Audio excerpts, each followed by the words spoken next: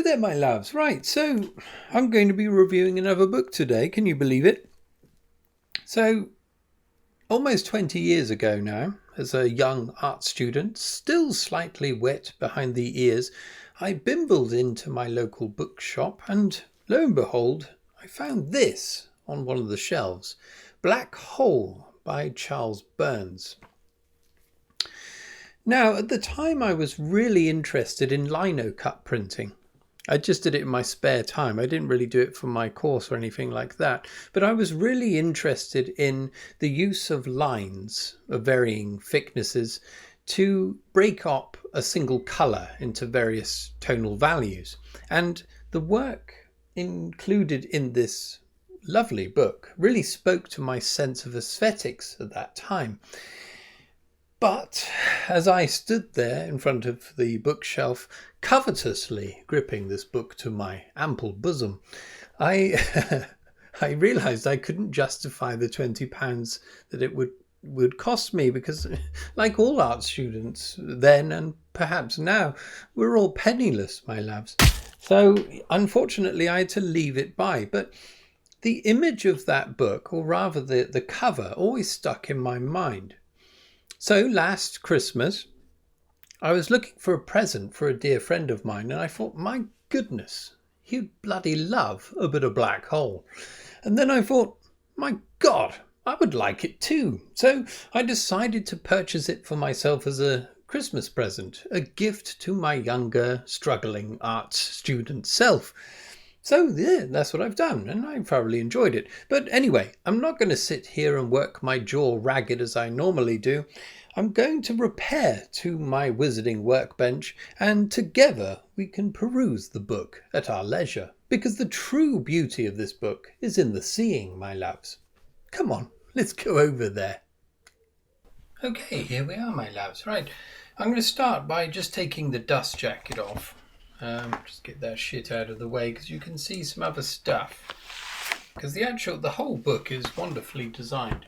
But let's look at the inside of the dust jacket first. So here, and we've got a bit of a blurb here, and we've got a bit of information about Charles Burns himself there.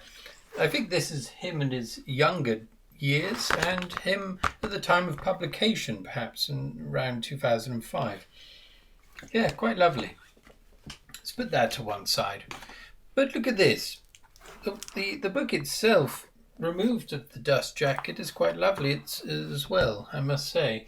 If we look inside here, so the first page we come to is like, it's a yearbook, isn't it, in the American tradition. We don't have anything like this over in Britain. When you leave school, you just get a kick up the ass. And that's pretty much it. But here we are. We've got all their mugshots here. This one here is used on the cover with the black hole across the eyeballs. But if we go to the back here, we can see that each of the faces that appear in the front have been drastically altered in various ways. Various grotesque mutations have taken form here, which is quite nice. This poor chap has lost all his hair, but otherwise is unscathed. This lady here has a bit of a goiter going on, a triple goiter. So this gets to the crux of what's going on with this book, my loves. So it's set in 1970s Seattle, and we're following the adventures or the day-to-day lives of a number of teenagers that are at high school, or perhaps the last year of high school. And basically it's about, there's some kind of plague going on that's referred to as the bug, a sexually transmitted disease which, as we've seen, causes all manner of grotesque deformities. So yes, I mean, Charles Burns has mentioned that this is actually used as a metaphor for adolescence and sexual awakening, the transition into adulthood. So the anxiety that's contingent upon those things, social ostracization, all of that nonsense. We've all been through it, my loves. The fact that it's set in the 70s is purely coincidental. It's not really. I suppose this is a snapshot of of 70s high school life. There's no mobile phones being bandied about, which is a lovely thing.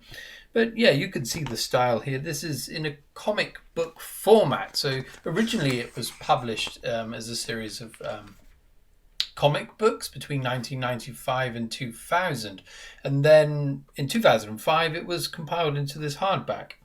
So I'm not going to go through the whole book. I'm not going to give you a flicking way. I'm not going to go flicking through the whole thing. But you can see a standard thing divided into panes. Occasionally you get a full page spread like this, which is absolutely beautiful. As you can see, to my previous interest in lino printing, these could quite nicely be reproduced in the lino print technique. Just carving out these areas of light against the black inked plate, which is why I absolutely loved this. So this was obviously created before digital. I would have thought anyway. I'm going on an assumption here. I would say this is pen and ink. The blacks are very, very nicely black, one should say, right from the outset. Who knows how that's been achieved? I guess it's in the reproduction of it once it's being printed in Photoshop or something similar to that. These blacks would be easy to achieve, but in traditional techniques you would have some mottling of some sort, I would have thought, but we don't have any of that here. Right, okay, let's have a look here. The more observant of you might see there's a penis already. In fact, a penis that becomes kind of corkscrewed in this depiction here. I'm not sure if I'm going to get into trouble showing penises here, but you all know I like talking about penises, so why not show one? I actually did a bit of research before coming on, and did you know that pigs, they have curly tails, they also have curly penises. There we are. But we do have nudity throughout. So we've got a pair of breasts there. So yes, interestingly, I went on an adventure a while ago looking up. I was trying to find more information on Charles Burns himself. Excuse me, my loves. There's a fucking fire alarm going on, but it's just a test. Don't worry, I'm not about to burn to death. There we are. It's fucked off. Right. So what was I saying? Yes, that's right. I was perusing a Reddit post about the nudity that appears in this book, and their concerns were about the fact that these teenagers are considered minors over in America. I'm sure the age of consent in America is largely 16, isn't it? It's the same as over here. Although I did read that some states it's 17 or even 18. But I suppose the reproduction in print format of depictions of sexual congress between teenagers is slightly dodgy, isn't it? So these are really, we're looking at minors here engaged in various sexual activities. I personally think it's quite all right. Teenagers do fuck each other? Did you know that? This is a thing. And so showing it, as long as it's not kind of titillating, it's not overly sexualizing. I say that when we see this here, she has a vestigial tail here, my loves. Well, this is her mutation. It's not a bad one, actually. So yes, there's nipples exposed. There's a bit of a bush there, but I think it's largely used in service to the depiction of teenage lives. It's not exploitative, I would say, although you might differ. What do you think about this? I mean, I personally don't see any problem with it. I think if you're looking at an image and instinctively touching yourself while looking at it, you've either got a very serious problem, or perhaps it has been drawn in a too sexy way, if you will. There is an exception to this. There is a passage a bit further on. See if I can find it. Yes, I think it's around here. Yeah, so this chap, one of the characters, goes into a restroom. Let's use American vernacular here, not a toilet or lavatory, and discovers some pornography. So here, this would be the difference, I think, if the book had this kind of bent, showing young girls or young men engaged in these kind of more pornographic settings. But that's the only thing that really appears within this that touches upon that. But it's distanced from the teenagers themselves. Another thing I would like to focus on is at the beginning of each section in the book, which I imagine references each individual comic. We have this full plate design print, which are usually absolutely beautiful. Let's pop a few more out if I can find them. That's not one, is it, my loves? Excuse me. We'll get there. I saw a penis then. You can play spot the penis with this book. There's a good number of penises, and I mean this. Look at this. I mean, yeah, there is slight titillation going on here, I would say. The artist enjoyed drawing that, but look at that wonderful, wonderful illustration there of kind of desert environment. They're driving through this part of the country. Lovely, lovely. This could be a piece of lithography even. You could do this as a lino print, but it would be devilishly hard to carve.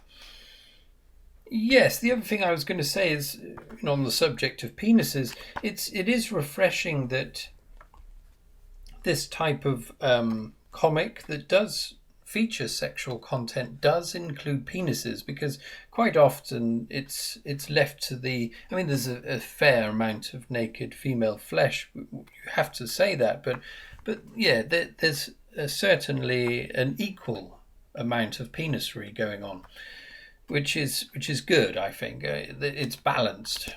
There's a quality going on here. Okay, so I mean, one issue I did have with this, there's another lovely one there. So I'm not going to go through all of these plates, but sometimes these are some of the best images preceding the actual story in each of the segments. Really wonderful. So a problem I had was a confusion about some of the characters. So right, if we start here. So there's two men in this, or two young men that are central characters. This one here goes by the name of Keith. I think it's Keith. He's a bit of a stoner. He likes smoking the old grass, if you will. If we have a look at Keith there, the way he looks, and then we go and try and find another chap called Rob. Okay, this is Rob, I think. I've probably got the names mixed up, but my difficulty remembering who's who is the problem here, because they look very similar. I mean, Keith has a set of bugger grips and a slight centre parting, and the other one, Rob, is more of it looks a bit like Shaggy, I suppose, from Scooby-Doo. Zoinks! That kind of chap. The only difference being very similar hair. He's got a bit of goatee, I don't know what you'd call that, a bit of hair perched on the end of his chin, but they're very similar. And because the story goes forwards and backwards in time, it's not always chronologically told, this story. I was thinking, that's Keith earlier, when he's changed his facial hair. He's grown a little bit of a beard and he's parted his hair slightly different. I mean, this is another issue with some of the other characters, because there are similarities to the way they look. I think that's just the style of the artist himself. I mean, it is a drawback in some regards, but it's not a major one. If you look at these young chaps, they all have a similar face. This one's slightly fuller in the face. We've got one there that looks like John Lennon. It's easier to tell them apart when they've got something, some kind of glasses going on, or some facial hair that's more noticeable. But yeah, this is Keith again. I don't think Keith and Rob ever actually meet, but if they do meet on the page, they are going to look almost identical. There's another one of these images. And again, I think it's also trying to portray teenagers the way they are. I mean, you're going to have more beautiful young women, you're going to have more handsome young men, but you also have men and women that look like the rest of us, my loves. We're not all beautiful. I'm including myself in that, of course. I'm a grizzled old man. I've never been a looker. Let's put it that way. Okay, so I'm not going to talk about the story itself. I'm dwelling more on the look of it here.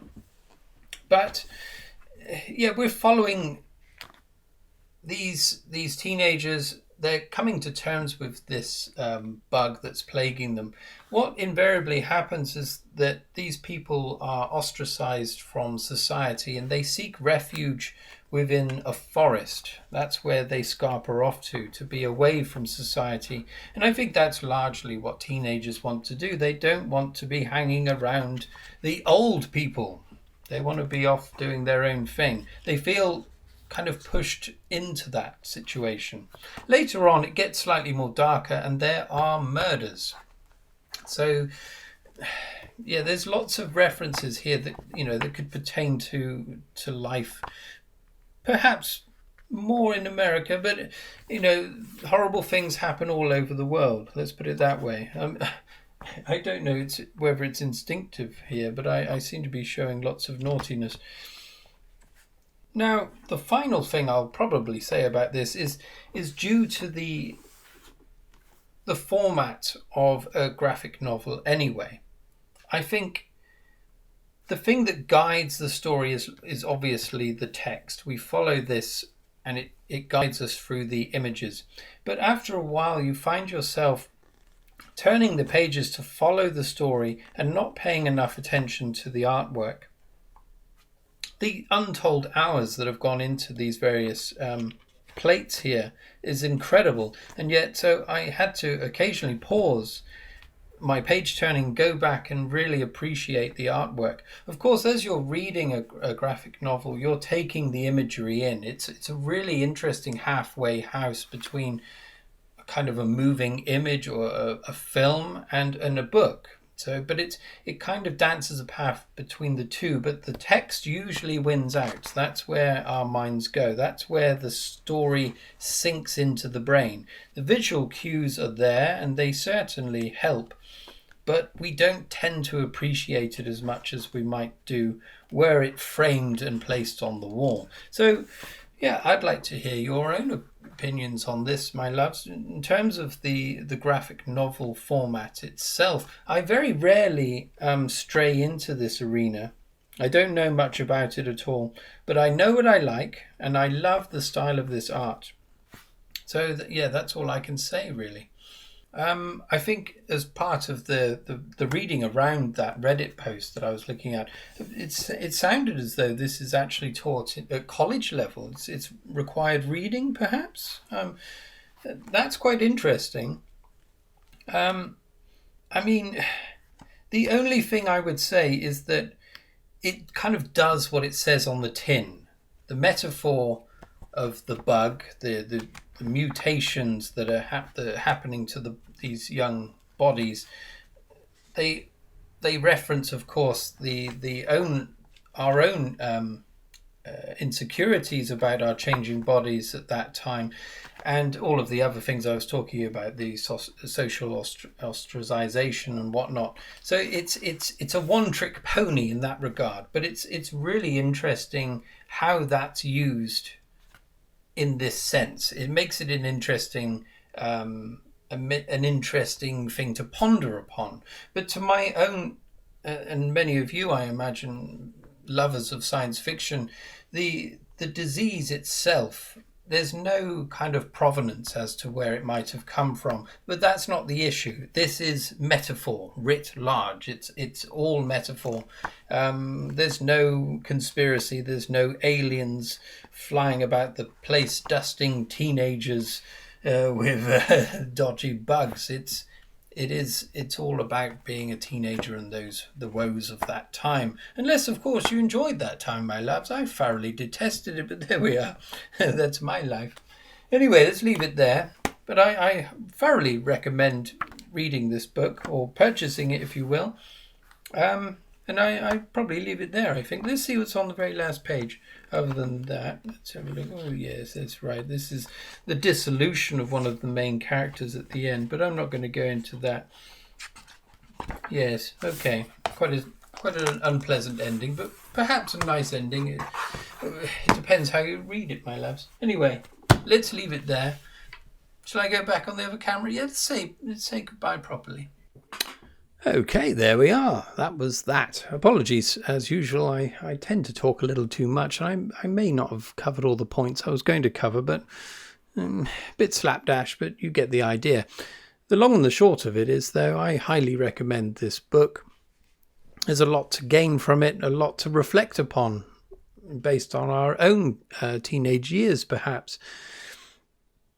The artwork as well is absolutely beautiful. I'm not quite sure what Charles Burns has done since this work. I mean, that was like 20 years ago, so I couldn't really see much. I mean, I didn't really look too far, my loves. I was more interested in finding out about this book. But yeah, I couldn't find any other publications by him. I think this is actually called Tome 1, which suggests there's a possible Tome 2. But I never discovered it. I think perhaps it's a work in progress, or the intention was there and it never came to fruition. But perhaps one of you can educate me. Anyway, if it comes to a rating, let's get the fucker down and just do it in the traditional sense. I would give this 4 out of 5. I mean, it should be 5 in a way, but there were problems trying to recognize who was who with those characters, and that caused other problems a little later on. I didn't know who was who sometimes. Is mostly Rob and Keith, but there we are. If you just remember, Rob is the one with the chin fluff. Perhaps he is. I've probably got it wrong. Anyway, let's go, my lads. Have a lovely week, and I'll see you next week with something else, I'm sure. Cheerio.